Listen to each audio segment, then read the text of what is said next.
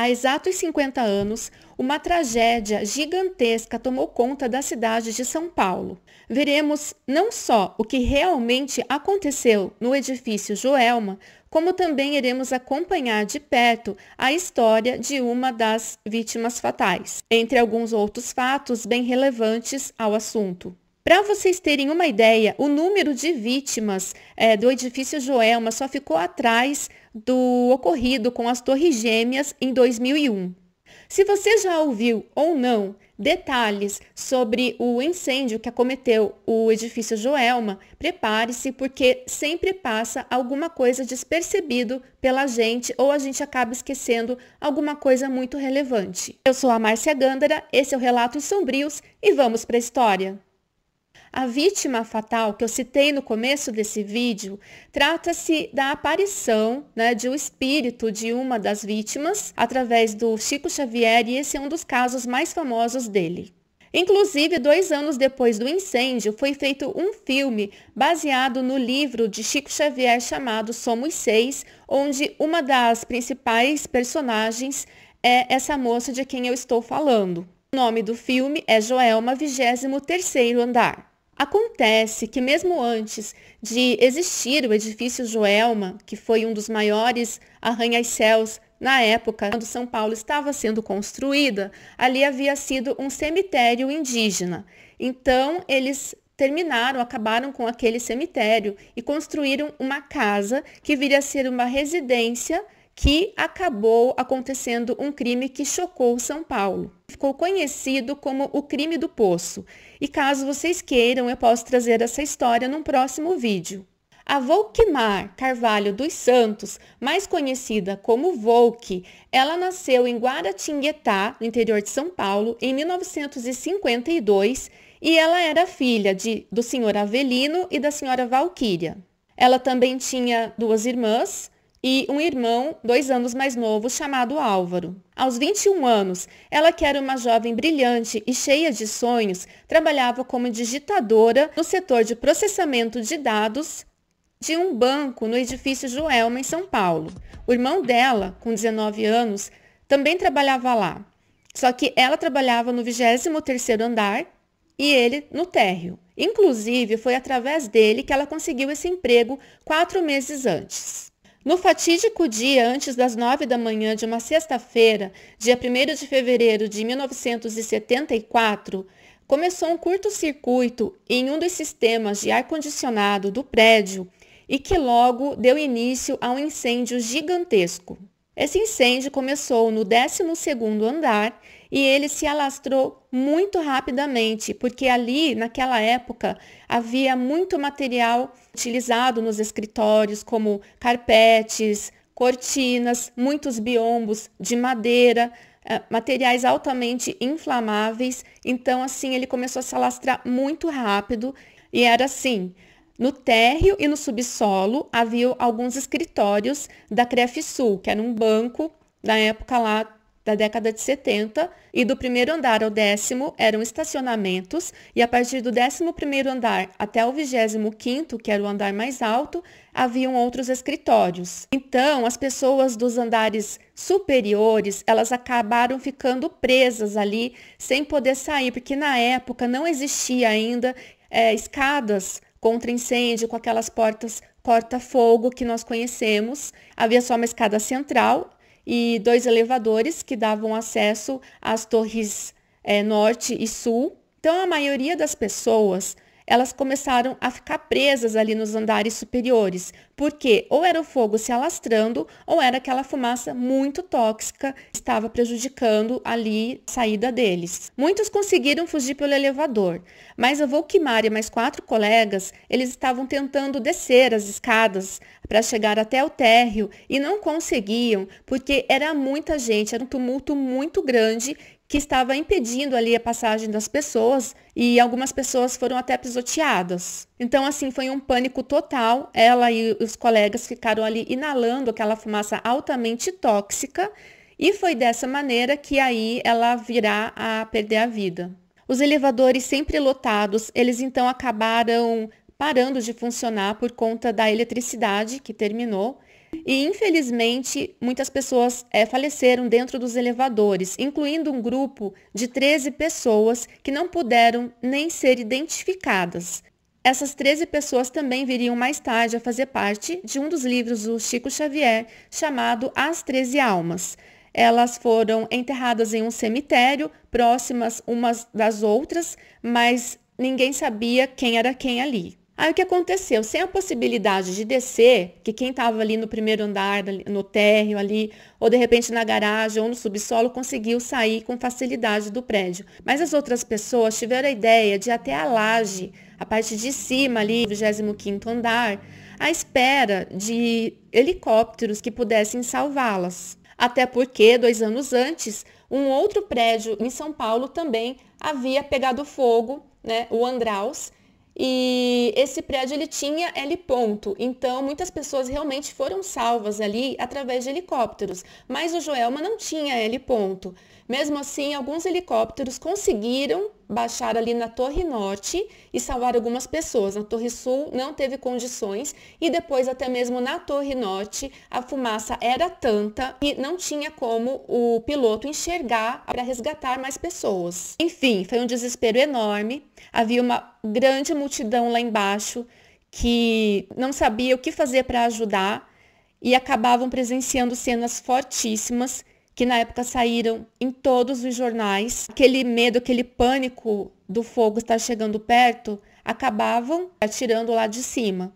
E o povo que estava acompanhando aquela tragédia e não sabia mais o que fazer, eles chegaram a fazer cartazes pedindo para as pessoas não pularem e esperarem que o socorro já estava indo. O socorro mobilizou 1.500 homens, entre bombeiros, tropas de segurança, equipes de 5 hospitais, os 14 helicópteros, 38 viaturas e todas as ambulâncias das redes dos hospitais. Bom, então o Álvaro, o irmão da Volquimar, ele conseguiu sair do prédio e ficou ali por algumas horas esperando por ela, pela irmã dele, o que não acontecia. Então ele resolveu ir para casa para acalmar a família e pediu que alguns amigos continuassem por ali, ver se a Volquimar aparecia.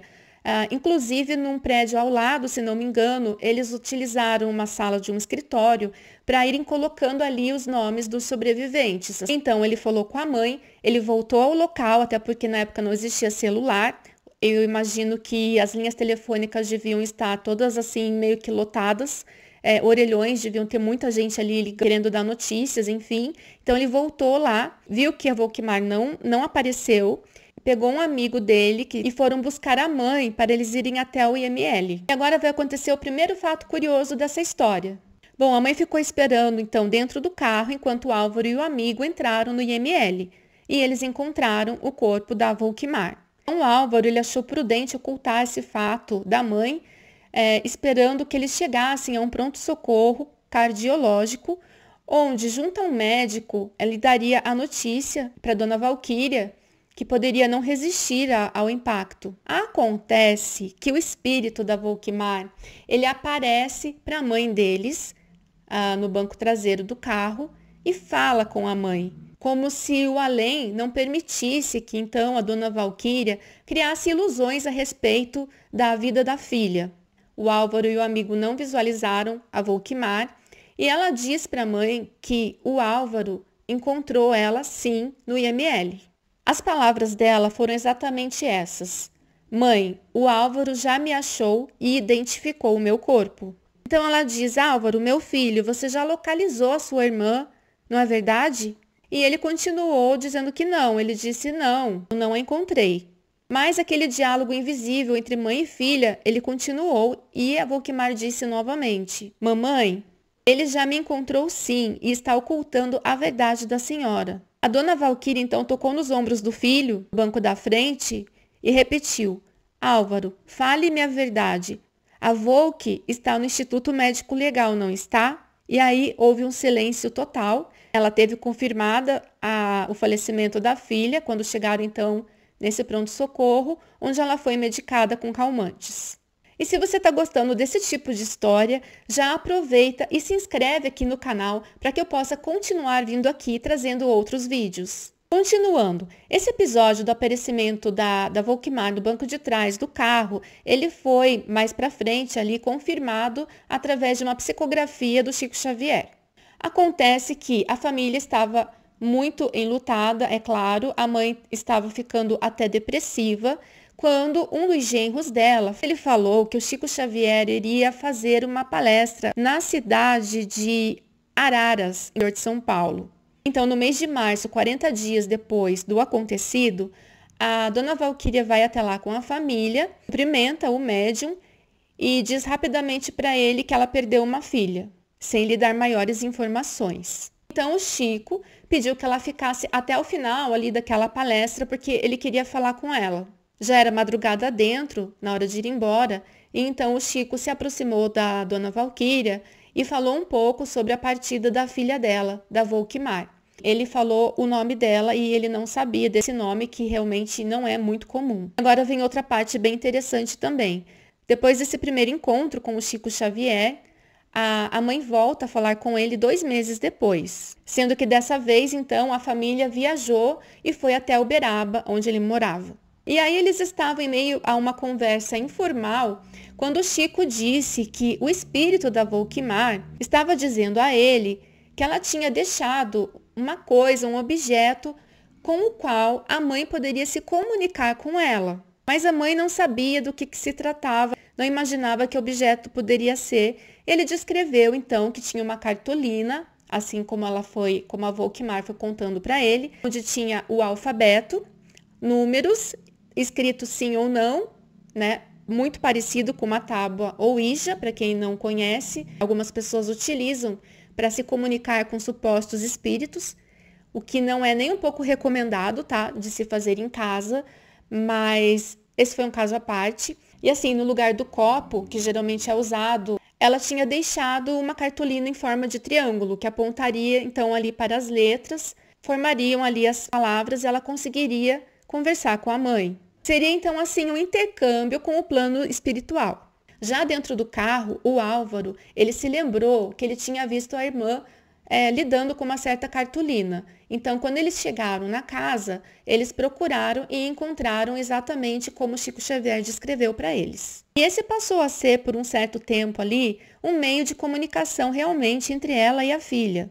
Mas, de novo, sendo você da religião que for, acreditando em espiritismo ou não, eu não estou aqui para julgar nenhuma religião, tá? Acontece que isso é muito perigoso, porque para quem acredita ou para quem também não acredita, acabam acontecendo algumas visitas que não são muito boas. Acaba deixando quem está mexendo com isso um tanto perturbado depois. É bem sério, porque dizem que a espiritualidade ela tem mais o que fazer, digamos assim. Enfim, no entendimento espírita, chegar espíritos que não têm mais o que fazer e vão ficar ali, então, iludindo as pessoas. E se for fazer esse tipo de comunicação, que se faça dentro de um centro espírita e não em casa. Aí, em julho de 74, a mãe recebe a primeira carta psicografada da filha, onde ela dá muitos detalhes. Eu já vi que tem canais aqui no YouTube que leram essa carta, tem ela escrita na internet. E 1 ano depois teve então a segunda carta psicografada, também bem extensa e cheia assim de detalhes, incluindo nomes de parentes, amigos, muitos vivos, outros que já se foram, detalhes assim que somente a família saberia, como por exemplo assim, a mãe tinha comprado recentemente um apartamento mais confortável para a família morar, mas ela estava sentindo um certo remorso, porque havia utilizado o dinheiro do seguro de vida da filha para fazer essa aquisição. Então, numa das cartas ao Chico Xavier, a Volkmar, ela menciona que não é para a mãe ficar preocupada ao ter utilizado esse dinheiro, que a família estivesse conforto e ela ficava feliz em saber que fizeram um bom uso desse dinheiro. Então, essas cartas, elas vieram assim para acalmar a mãe e a família, enfim, dar notícias, né, de como ela estava, além dela ter feito uma revelação também. Ela disse que a vida inteira dela, ela sentia que a vida dela seria breve. Quando chega em 1979, é feito o filme Joelma, 23º Andar, baseado em um livro que o médium escreveu. E eu não sei se vocês sabem, mas durante as filmagens desse filme aconteceram algumas coisas bem estranhas. Membros da equipe relataram que havia ruídos misteriosos, refletores caíam sem nenhum motivo aparente. Houve até um registro sobrenatural em uma fotografia. A imagem do momento em que os atores gravavam uma cena crucial, quando as personagens eram atingidas pelas chamas. Então aparece ali uma forma transparente, translúcida, que ninguém soube explicar como que aquela sombra apareceu ali. Alguns acreditam que é o espírito de alguma outra mulher que faleceu ali no local. Bom, após o ocorrido, o prédio ficou em obras e foi reinaugurado em 1978, já com novos padrões de segurança, sendo chamado o Novo Joelma. Somente em meados do ano 2000 é que ele foi rebatizado com o nome de Edifício Praça da Bandeira, onde existem também muitos relatos, muitos espíritos sofredores ali que não aceitaram de repente a partida, continuam ali. Um caso de alguns garotos, adolescentes, que quiseram fazer um tour ali pelo edifício e falaram com o porteiro deu ok para eles e não durou assim meia hora, eles saíram correndo sem falar nada pro porteiro. Nunca mais voltaram lá. Tá, mas alguém pagou pelo que aconteceu? Sim. A investigação apontou a Crefsul e a Termoclima, empresa responsável pela manutenção elétrica, como os principais responsáveis pelo incêndio, afirmando que o sistema elétrico Joelma era precário e estava sobrecarregado. O resultado desse julgamento ele aconteceu um ano depois. O gerente administrativo da Crefsul foi condenado a 3 anos de prisão e o proprietário da Termoclima, seu funcionário, um eletricista, junto com outros eletricistas da Crefsul, foram condenados a 2 anos de prisão.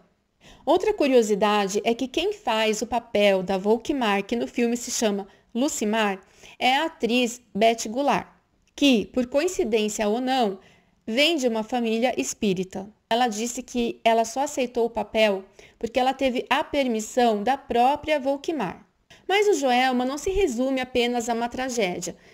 A história dele também é uma história de sobrevivência, de irmandade, é uma história de superação, heroísmo, de pessoas que se agarraram à fé. As cicatrizes físicas do incêndio, elas foram reparadas, mas as marcas emocionais persistem, servindo como um alerta para que tragédias como essa jamais se repitam. Gente, é muita coisa, então se vocês quiserem se aprofundar mais no assunto, eu indico que vocês leiam, para quem gosta de ler, o livro Somos Seis ou o livro 13 Almas, de Chico Xavier, e também que assistam ao filme, procurem que aqui no YouTube, que tem esse filme gratuitamente, em mais de um canal. Mas agora é com você. Comenta aqui pra mim se você já leu algum desses livros, se você já assistiu a esse filme ou se pretende assistir, o que você achou, caso tenha assistido ou lido.